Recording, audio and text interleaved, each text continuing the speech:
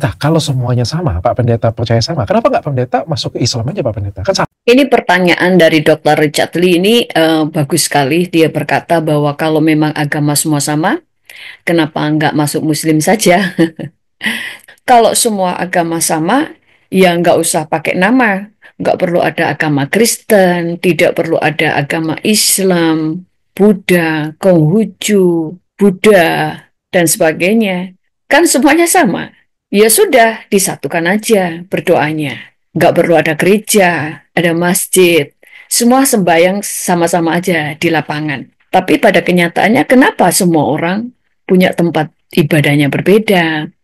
Semua gaya cara ibadahnya juga berbeda.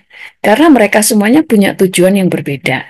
Dan tidak semua agama mau berdoa kepada Tuhan Yesus, kan? Demikian juga dengan agama Muslim. Orang Muslim tidak akan pernah mau mengakui bahwa Yesus adalah Tuhan. Karena memang setiap agama punya kepercayaan yang berbeda dan punya Tuhan yang mereka percaya berbeda-beda. Tetapi kalau di dalam kekristenan, kami mengikuti apa yang diajarkan Tuhan Yesus. Di dalam Yohanes 14 ayat 6 berkata, kata Yesus kepadanya, akulah jalan dan kebenaran dan hidup. Tidak ada seorang pun yang datang kepada Bapa kalau tidak melalui aku. Keselamatan hanya melalui Tuhan Yesus. Di dalam Yohanes 3 ayat 16-17 berkata begini, karena begitu besar kasih Allah akan dunia ini, sehingga ia telah mengaruniakan anaknya yang tunggal, supaya setiap orang yang percaya kepadanya, yaitu Tuhan Yesus, tidak binasa, melainkan beroleh hidup yang kekal. Sebab Allah mengutus anaknya ke dalam dunia, bukan untuk menghakimi dunia, melainkan untuk menyelamatkannya oleh Yesus. Ayat-ayat dan janji keselamatan di dalam Yesus itu banyak sekali di dalam Alkitab. Jadi janji keselamatan di dalam Alkitab itu sangat banyak. Bukan cuma 1-2, tetapi sangat banyak. Berikutnya di dalam Roma 5 ayat 8-9 berkata, akan tetapi Allah menunjukkan kasih-Nya kepada kita, oleh karena Kristus telah mati untuk kita. Ketika kita masih berdosa, lebih-lebih karena kita sekarang telah dibenarkan oleh darah-Nya, kita pasti akan diselamatkan dari murka Allah. Jadi, Yesus berkata bahwa Dia adalah jalan satu-satunya untuk datang kepada Bapa. Apakah agama lain mengakui bahwa Yesus adalah jalan? Tidak, kan? Jadi kepercayaan semua agama itu berbeda. Tuhannya berbeda. Tujuannya berbeda. Jadi kita yang percaya kepada Yesus sudah dibenarkan oleh karena darah Yesus. Sehingga kita diselamatkan dari murka Allah. Jadi ada kepastian keselamatan. Di Yohanes 1 ayat 12 berkata, tetapi semua orang yang menerimanya diberinya kuasa supaya menjadi anak-anak Allah, yaitu mereka yang percaya di dalam namanya. Kita diangkat menjadi anak-anak Allah. Kita ini ciptaan orang-orang berdosa. Ditebus, kita ini diampuni, kita dibenarkan, dan kita dijadikan anak oleh Bapa melalui Yesus. Seorang anak itu mendapatkan hak spesial. Kalau Bapak kita di surga, kita berhak untuk masuk surga. Karena itu adalah rumahnya Bapak kita. Makanya orang Kristen itu berbeda. Karena mereka punya kepastian untuk bisa pulang ke surga. Karena di situ adalah rumah Bapak kita. Dan kita ini sudah menjadi anak-anaknya. Kemudian ayat berikutnya. Efesus 1 ayat 13-14. Di dalam Dia kamu juga, karena kamu telah mendengar firman kebenaran, yaitu Injil keselamatanmu di dalam Dia, kamu juga ketika kamu percaya, dimeteraikan dengan Roh Kudus yang dijanjikannya itu. Dan Roh Kudus itu adalah jaminan bagi kita sampai kita memperoleh seluruhnya, yaitu penebusan yang menjadikan kita milik Allah untuk memuji kemuliaannya. Roh Kudus sudah ditempatkan kepada orang-orang Kristen. Sehingga itu adalah jaminan bahwa kita pasti masuk surga. Dikatakan Roh Kudus itu adalah jaminan bagian kita sampai kita memperoleh seluruhnya. Artinya kita sampai memperoleh seluruhnya, kita sampai memperoleh seluruh janji Tuhan. Yaitu kita akan ketemu dengan Bapa kita di surga. Yaitu penebusan yang menjadikan kita milik Allah. Kita ini jadi anak Allah dan dikatakan kita menjadi milik Allah. Kalau menjadi miliknya, Dia selalu ingin membawa apa yang menjadi miliknya. Kalau saya adalah milik Allah, dia tidak akan membiarkan saya diambil oleh kuasa apapun. Kalau saya miliknya Allah, dia tidak akan membiarkan iblis membawa saya ke neraka karena saya adalah miliknya. Kemudian di dalam Kisah Para Rasul 4 ayat 12, dan keselamatan tidak ada di dalam siapapun juga selain di dalam Dia. Sebab di bawah kolong langit ini tidak ada nama lain yang diberikan kepada manusia yang olehnya kita dapat diselamatkan. Tidak ada keselamatan di dalam siapapun juga selain Dia, yaitu Yesus. Sebab di bawah kolong langit tidak ada nama lain yang diberikan kepada manusia yang olehnya kita dapat diselamatkan. Oleh karena nama Yesuslah kita semuanya diselamatkan. Itulah perbedaannya. Apakah agama lain mengakuinya? Enggak kan? Karena memang kita berbeda. Lalu di dalam Yohanes 14 ayat 6, Akulah jalan dan kebenaran dan hidup. Tidak ada seorang pun yang datang kepada Bapa kecuali melalui aku. Bahkan di dalam Yohanes 10 ayat 9, Akulah pintu gerbang. Siapapun yang masuk melalui aku di sini adalah Yesus, akan diselamatkan. Lalu apakah agama-agama lain akan diselamatkan? Semua agama punya kepercayaan. Semua agama memberikan tuntutan kepada pengikutnya. Misalnya agama Muslim, mereka harus berbuat baik sesuai dengan apa yang dituntut oleh Al-Quran. Maka kalau berbuat baik mereka akan ke surga. Maka lakukanlah sesuai dengan kepercayaan saudara. Tetapi kita berbeda. Karena di agama Kristen, kita diselamatkan, kita diampuni. Tuhan mau kita berbuat benar untuk menjadi berkat. Tapi Tuhan tahu kami tidak bisa sempurna. Itu sebabnya kita hutang dosa kita sudah dibayar oleh Tuhan Yesus. Sementara di agama Muslim, misalnya mereka percaya bahwa mereka diselamatkan karena perbuatan, maka lakukanlah sesuai dengan agamamu supaya diselamatkan. Demikian juga dengan agama-agama yang lain. Saya tidak tahu tuntutan agama-agama saudara, baik yang beragama Hindu, baik yang beragama Buddha, dan yang lain-lainnya, karena semua berbeda. Lalu apakah semua agama akan menuju surga yang sama? Tidak sama. Orang Muslim punya surganya sendiri. Orang Kristen punya surganya sendiri. Hanya saja yang menjadi pertanyaan kita, mana surga yang benar? Mana yang punya jaminan bahwa saudara benar-benar ke surga? Contohnya adalah, kalau agama yang lain saya tidak tahu apakah mereka mengajarkan tentang surga. Karena ada agama yang percaya reinkarnasi. Mereka tidak percaya adanya surga. Ada yang percaya adanya nirwana, bukan surga. Tetapi yang percaya akan surga adalah Muslim dan Kristen. Tetapi surganya berbeda, yang artinya tujuan kita tidak sama. Di agama Muslim, surganya penuh dengan bidadari. Satu orang mendapatkan 72 bidadari. Jadi surga di orang Muslim ada banyak wanita. Di sana ada banyak bidadari. Jadi banyak wanita. Belum lagi wanita-wanita yang dari bumi yang masuk surga. Di surganya Muslim, semua yang haram di bumi menjadi halal di surga. Tetapi di surga Tuhan Yesus berbeda. Di surga Tuhan Yesus tidak ada lagi perbuatan-perbuatan daging. Apa itu perbuatan-perbuatan daging? Di dalam Galatia 5 ayat 19 sampai 21 berkata, perbuatan daging telah nyata, yaitu percabulan, kecemaran, hawa nafsu, penyembahan berhala, sihir, perseteruan, perselisihan, iri hati, amarah, kepentingan diri sendiri, percideraan, roh pemecah, kedengkian, kemabukan, pesta pora, dan sebagainya. Terhadap semuanya itu, kuperingatkan kamu seperti yang telah kubuat dahulu, bahwa barang siapa melakukan hal-hal yang demikian, ia tidak akan mendapat bagian dalam kerajaan Allah. Di surga Tuhan Yesus dikatakan di sana adalah kudus. Di dalam Wahyu 4 ayat 8 sampai 9 berkata begini, dan keempat makhluk itu masing-masing bersayap 6. Sekelilingnya dan di sebelah dalamnya penuh dengan mata.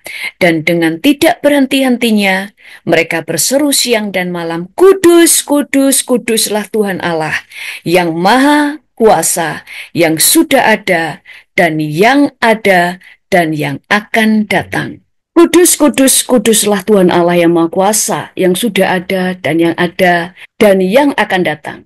Dan setiap kali makhluk-makhluk itu, makhluk-makhluk di sini adalah makhluk-makhluk surgawi, seperti malaikat-malaikat. Mereka adalah salah satu jenis dari malaikat-malaikat yang ada di surga. Dan setiap kali makhluk-makhluk itu mempersembahkan puji-pujian dan hormat dan ucapan syukur kepada Dia yang duduk di atas tahta itu, dan yang hidup sampai selama-lamanya, maka tersungkurlah ke-24 tua-tua itu di hadapan Dia yang duduk di atas tahta itu, dan mereka menyembah Dia yang hidup sampai selama-lamanya. Dan mereka melemparkan mahkotanya di hadapan tahta itu sambil berkata, Ya Tuhan dan Allah kami, Engkau layak menerima puji-pujian dan hormat dan kuasa, sebab Engkau telah menciptakan segala sesuatu, dan oleh karena kehendak-Mu semuanya itu ada dan diciptakan. Di surga penuh dengan kekudusan, penuh dengan kemuliaan Tuhan, sehingga pada waktu orang bertemu dengan Tuhan, bahkan malaikat di surga, para kerubim, para serafim, semua memuji Tuhan, kudus, kuduslah Engkau Tuhan. Ada kekudusan di surga. Berikutnya, di surganya Tuhan Yesus, di surganya orang Kristen, tidak ada kawin dan mengawinkan. Kita hidup seperti malaikat. Kita tidak menjadi malaikat, tetapi kita hidup seperti malaikat. Kita bersuka cita di surga. Dan surganya orang Kristen ada rumah-rumah yang disediakan untuk anak-anaknya. Di Yohanes 14 ayat 2 berkata, di rumah Bapakku banyak tempat tinggal. Jika tidak demikian, tentu aku mengatakannya kepadamu. Sebab aku pergi ke situ untuk menyediakan tempat bagimu. Yesus menyediakan tempat buat anak-anaknya. Buat kita semua, Yesus menyediakan tempat untuk kita semuanya anak-anaknya. Ayat 3, dan apabila aku telah pergi ke situ dan telah menyediakan tempat bagimu, aku akan datang kembali dan membawa kamu ke tempatku, supaya di tempat di mana aku berada, kamu pun berada. Di mana Yesus berada, kami juga berada. Jadi ada jaminan, Yesus berada di mana? Dia di surga. Buktinya apa? Yesus setelah mati dia bangkit di hari yang ketiga. Lalu dia naik ke surga dan dia berkata, aku akan datang kembali, yaitu waktu rapture, dan membawa kamu ke tempatku, supaya di tempat di mana aku berada, kamu pun berada. Jadi perbedaannya adalah di dalam kekristenan kita ada jaminan diselamatkan. Dan kita ada jaminan masuk surga karena kita anak. Di mana Yesus berada, kami pun berada. Lalu di dalam 1 Tesalonika 4 ayat 16 sampai 17 berkata begini, sebab pada waktu tanda diberi, yaitu pada waktu penghulu malaikat berseru dan sangkakala Allah berbunyi, maka Tuhan sendiri akan turun dari surga, dan mereka yang mati dalam Kristus akan lebih dahulu bangkit. Sesudah itu kita yang masih hidup, yang masih tinggal akan diangkat bersama-sama dengan mereka dalam awan menyongsong Tuhan di angkasa. Tadi kan Yesus berkata, aku kalau sudah menyediakan tempat bagimu, aku akan turun untuk menjemput kamu. Benar, ini waktunya, waktu menjemput, yaitu waktu rapture. Rapture itu apa? Rapture itu adalah pada waktu orang-orang Kristen diangkat hidup-hidup ke surga. Seperti pada waktu Tuhan mengangkat Henoh dan mengangkat Elia. Juga seperti pada waktu Yesus naik ke surga. Seperti itulah orang-orang Kristen nanti. Dijemput Yesus di awan-awan dan orang-orang Kristen akan terangkat di surga. Dan Yesus berkata begini, dan orang-orang yang sudah mati, orang-orang Kristen yang sudah mati itu akan bangkit. Makanya nanti akan ada kubur-kubur terbuka. Orang Kristen yang sudah mati sudah di surga, roh dan jiwanya. Tapi tubuhnya masih di bumi. Maka tubuh-tubuh itu akan dibangkitkan kembali. Diperbarui menjadi tubuh yang baru, tubuh kemuliaan. Maka orang-orang Kristen yang bangkit dan bersama kami yang hidup akan terangkat ke surga bersama-sama. Hidup-hidup nanti kalian akan lihat sendiri. Waktu hal itu terjadi, kalian akan melihatnya. Kami akan terangkat hidup-hidup ke surga. Dikatakan, sesudah itu kita yang hidup, yang masih tinggal akan diangkat bersama-sama dengan mereka. Mereka tadi yang mati dan dibangkitkan. Lalu dalam awan menyongsong Tuhan di angkasa. Dalam awan kita menyongsong Tuhan karena Tuhan akan turun dari surga. Dia turun dari surga menjemput kita ketemu di awan-awan. Lalu Tuhan akan membawa kita ke surga. Jadi begini ya, nanti ya orang-orang Kristen, waktu Yesus menjemput kita dari surga, turun di angkasa. Lalu kita, orang-orang Kristen nih, yang mati lebih dulu bangkit, semuanya sudah bangkit, maka kita yang masih hidup akan diangkat bersama-sama, menyongsong Tuhan di angkasa. Lalu Tuhan akan bawa bersama-sama ke surga. Lalu firman Tuhan katakan, demikianlah kita akan selama-lamanya bersama-sama dengan Tuhan. Kita semua orang Kristen akan selama-lamanya bersama dengan Tuhan. Sekali lagi, Allah di sini bukan Allah. Makanya selalu dikatakan Tuhan Allah kita. Tuhan Allah kita. Tidak pernah dikatakan Allah Tuhan kita atau Allah Tuhan kita. Tapi Tuhan Allah kita. Karena Allah di dalam terjemahan Alkitab diambil dari kata Ibrani, yaitu Elohim, El atau Eloah, yang merujuk kepada Tuhan yang disembah bangsa Israel, merujuk pada Tuhan yang Maha Esa, pencipta alam semesta, dan satu-satunya Tuhan yang benar. Di dalam 1 Yohanes 5 ayat 11 berkata begini, dan inilah kesaksiannya, Yahweh telah mengaruniakan hidup yang kekal kepada kita, dan hidup itu adalah di dalam anaknya.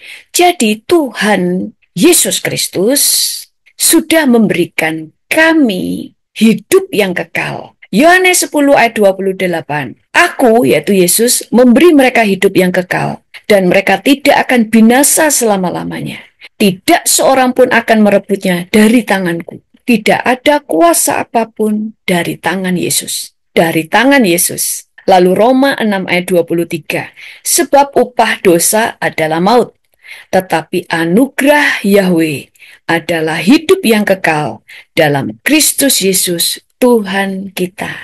Jadi upah dosa adalah maut. Tetapi karena anugerah dari Yahweh, Dia memberikan hidup kekal sebagai anugerah di dalam Kristus Yesus. 1 Yohanes 2 ayat 25 berkata, dan inilah yang dijanjikannya kepada kita, yaitu kehidupan kekal. Hebat kan? Luar biasa. Dan apakah ajaran ini sama? Tidak sama. Setiap agama punya tuntutan yang berbeda. Itu sebabnya saudara punya pilihan. Jangan hanya mengikuti sebuah agama, tetapi carilah Tuhan yang benar, Tuhan yang memberikan keselamatan. Bukan Tuhan yang menuntut, tetapi Tuhan yang memberi solusi. Itu sebabnya mencari agama itu bukan hanya mencari sebuah kepercayaan. Itu sebabnya kami orang Kristen tidak mencari agama. Kami mencari Tuhan yang menyelamatkan. Tuhan yang tidak menuntut, tetapi Tuhan yang memberi solusi, yaitu Tuhan Yesus. Dan di surga nanti akan ada pesta anak domba. Kami semuanya berpakaian pesta, berpakaian kekudusan, dan ada pembagian mahkota. Kenapa ada pembagian mahkota? Karena Tuhannya orang Kristen adalah Raja. Karena Yesus adalah Raja. Dia Raja di atas segala raja. Dan Dia akan duduk di tahta. Itu sebabnya di surga orang Kristen ada istana kerajaan. Disitulah Yesus duduk sebagai Raja. Dan anak-anaknya yang nanti datang ke surga akan mendapatkan mahkota masing-masing sesuai dengan perbuatan mereka. Ada mahkota-mahkota yang berbeda-beda. Kenapa? Karena kami diangkat menjadi anak-anaknya, maka kami adalah anak-anak Raja. Itu sebabnya di surga ada pembagian mahkota. Bukan pembagian bidadari, tetapi pembagian mahkota. Di surganya Yesus adalah kehidupan yang kudus, kehidupan yang penuh kasih, kasih agape, kasih yang sempurna, tidak ada kenajisan, tidak ada keegoisan di sana, tidak ada kedagingan di sana. Dan di surganya Tuhan Yesus ada jalan-jalan emas dan ada pohon kehidupan yang akan diberikan kepada setiap anak-anaknya yang masuk surga. Kami semua akan diberi makan dari pohon kehidupan. Ada banyak hal yang ditulis di dalam firman Tuhan, tetapi tidak mungkin disampaikan seluruhnya karena bisa satu Alkitab sendiri. Sebabnya hidup adalah pilihan. Apakah saudara ingin ke surga yang penuh bidadari? Apakah saudara ingin ke nirwana? Atau saudara akan reinkarnasi? Atau surga yang kita bertemu dengan Tuhan Yesus dan mendapatkan mahkota?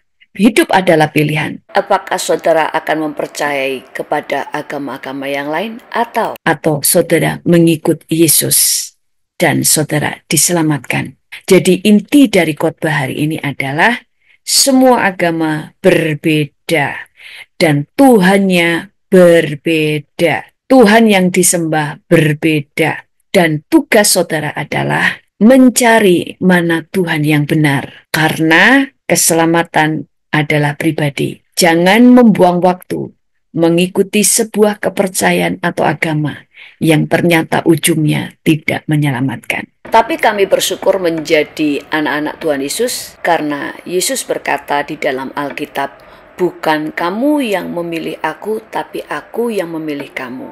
Bukan kita yang mencari Yesus, tetapi Yesuslah yang datang kepada kami. Saudara pun kalau meminta supaya Tuhan Yesus menjamah hatimu, maka dia akan datang kepadamu.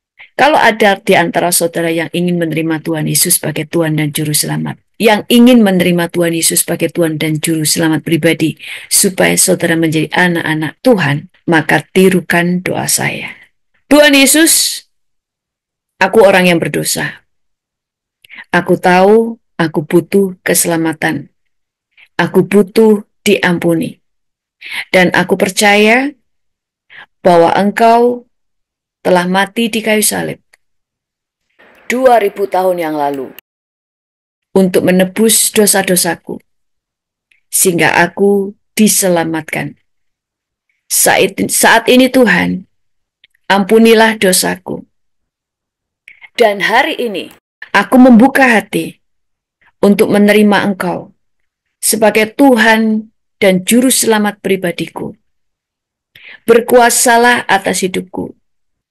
Dan aku mengundang Roh Kudus masuk di dalam hatiku, menguasai hidupku seluruhnya, dan mengajarkan aku kebenaran. Dan saat ini Tuhan Yesus, jadikanlah aku anak-Mu. Basuh aku dengan kuasa darah-Mu, sehingga aku menjadi tahir. Terima kasih kepadamu Tuhan, di dalam nama Tuhan Yesus. Haleluya. Amin. Dan saat ini saya akan berdoa untuk saudara. Tuhan berkati setiap orang yang sudah mendengar firman Tuhan hari ini. Sehingga setiap orang boleh dibukakan, dicelikkan matanya. Bongkar setiap selubung yang menutupi mata hati dan pikiran mereka Tuhan. Sehingga mereka dapat mengenali kebenaran. Sehingga mereka bisa tahu jalan yang benar. Dan mereka tahu siapa Tuhan yang benar. Selamatkan mereka satu persatu. Jamah mereka ya Tuhan, sehingga mereka bisa mengenal Engkau. Terpujilah namamu di dalam nama Tuhan Yesus. Haleluya. Amin. Tuhan Yesus memberkati. Selama kau besertaku, ku melihat ada mujizat setiap hari. Selama ku menyembahmu, selama ku menyembah, kami percaya mujizatmu Tuhan.